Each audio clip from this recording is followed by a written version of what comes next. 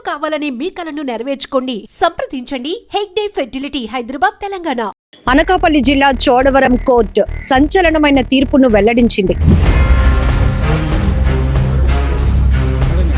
2015లో 6 ఏళ్ల చిన్నారి వేపాడ దివ్యను హత్య చేసినటువంటి గుణశేఖర్కు ఉరిశిక్ష విధిస్తూ ఇచ్చినటువంటి తీర్పు ఒక సువర్ణ అక్షరాలతో లిఖించదగినటువంటి చారిత్రాత్మకమైన తీర్పుగా ప్రతి ఒక్కరూ కూడా అభిప్రాయపడుతున్నారు.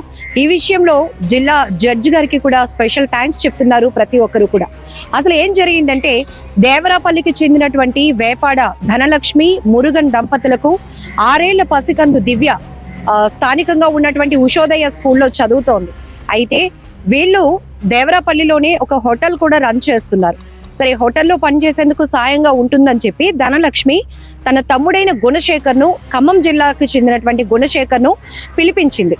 అయితే కొన్ని రోజుల పాటు హోటల్ నిర్వహణ బాగానే కొనసాగిన తర్వాత కుటుంబ కలహాల నేపథ్యంలో ఈ గుణశేఖర్ 6 ఏళ్ల పసికందు దివ్యను అత్యంత పాశవికంగా కిరాతకంగా చంపేశాడు. ఈ విషయం 2015 డిసెంబర్ 24వ తేదీన తన తల్లి కూతురు కనిపించలేదంటూ దేవరాపల్లి పోలీస్ స్టేషన్ లో కంప్లైంట్ ఇవ్వటంతో మిస్సింగ్ కేసు ఫైల్ చేశారు. అప్పుడు ఏసీపీ వెంకట్రావు గారు ఈ కేసును క్షుణ్ణంగా దర్యాప్తు చేసిన తర్వాత ఎవరైతే ఈ తల్లి తన కూతురు కనిపించలేదు అని కంప్లైంట్ ఇచ్చారో ఆ తల్లి యొక్క తమ్ముడు గుణశేఖరే ఈ పాపను అత్యంత పాశవికంగా బీర్ బాటిల్ సీసా పగలగొట్టినటువంటి బీర్ బాటిల్ సీసా గాజు పెంకుతో ఈ చిన్నారి గొంతు కోసి చంపేశాడని విషయం తేలింది. ఈ కేసు అప్పట్లో చాలా సంచలనమైంది. ఇప్పుడు 2025 ఏప్రిల్ 1వ తేదీన 9వ జిల్లా అదనపు సెషన్స్ జడ్జ్ రత్నకుమార్ గారు ఇచ్చినటువంటి ఈ తీర్పు ఒక సంచలనం అని చెప్పొచ్చు, చారిత్రాత్మకమైనదిగా కూడా చెప్పొచ్చు. ఎవరైతే గుణశేఖర్ కు ఉరి శిక్ష విధిస్తూ జడ్జి గారు ఇచ్చినటువంటి తీర్పును న్యాయవాదులు ప్రతి ఒక్కరు కూడా హర్షం వ్యక్తం చేస్తున్నారు. చోడవరం కోర్టు హిస్టరీలోనే ఇది ఒక చారిత్రాత్మకమైన తీర్పుగా కూడా అభివర్ణిస్తున్నారు ప్రతి ఒక్కరు. ఇక్కడ చెప్పొచ్చు, గుణశేఖర్ 2015 డిసెంబర్ 23వ తేదీన ఈ పాప లోకల్ గా చదువుతున్నటువంటి ఉషోదయ స్కూల్ కు వెళ్లి దివ్యని తీసుకెళ్లి 20 రూపాయలు ఆ పాప చేతిలో పెట్టి, చిన్న ఇక్కడ గారెలు కొనుక్కో, మనం ఇంటికి వెళ్ళిపోదామని ఆ పాపను నమ్మించాడు. అది విలేజ్ కాబట్టి లోకల్ గా తినుబండారాలు అంటే పిండి వంటకాలు అవి అమ్ముతూ ఉండడం జరుగుతోంది. ఇవి చిన్నపిల్లలకి బాగా అలవాటుగా కూడా ఉంటుంది కాబట్టి ఒక 20 రూపాయలు ఇచ్చి అక్కడ గారెలు కొనుక్కోమని చెప్పి ఆ పాపను నమ్మించి లోకల్ గా ఉన్నటువంటి రైవాడ జలాశయం దగ్గర పిల్లల మెట్టకొండ వద్దకు తీసుకెళ్లి అక్కడ బీర్ బాటిల్ సీసా ఏదైతే ఉంటుందో దాన్ని పగలగొట్టి ఆ సీసా ముక్కతో ఆ చిన్నారి గొంతును కోసేశాడు, చంపేశాడు. అక్కడి నుంచి అతను పారిపోయాడు. ఆ తర్వాత ఈ విషయం తెలియలేనటువంటి ఆ కన్న తల్లి వెలువెల్లాడిపోయింది.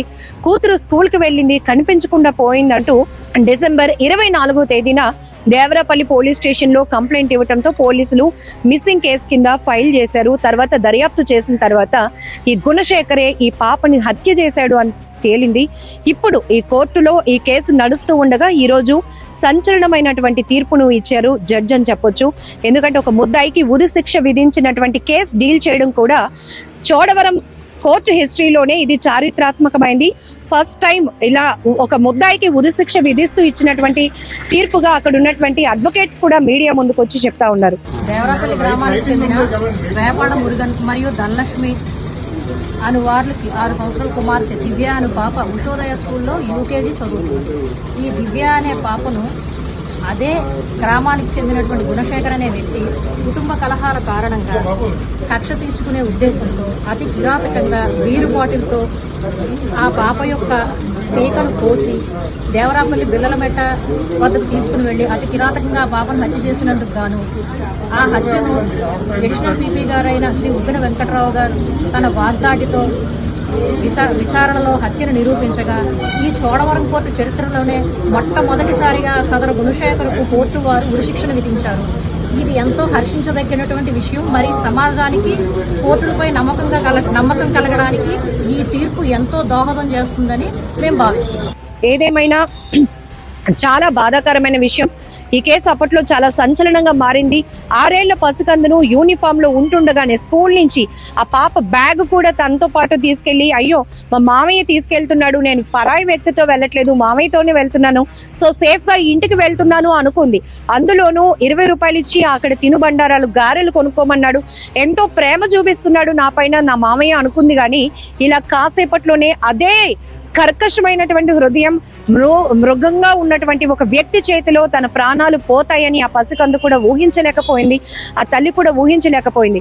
ఏదో ఒక పని కల్పించి అతన్ని ఒక స్టేబుల్ చేద్దాము, ఒక ఉపాధి కల్పిద్దాం, తను కూడా చక్కగా మాతో కలిసి ఉంటాడు అనుకుంది. కానీ ఇలా కసాయిగా తన తమ్ముడు మారి తనకే కడుపు కోత మిగులుస్తాడు అని ఆ కన్న తల్లి కూడా ఊహించలేకపోయింది.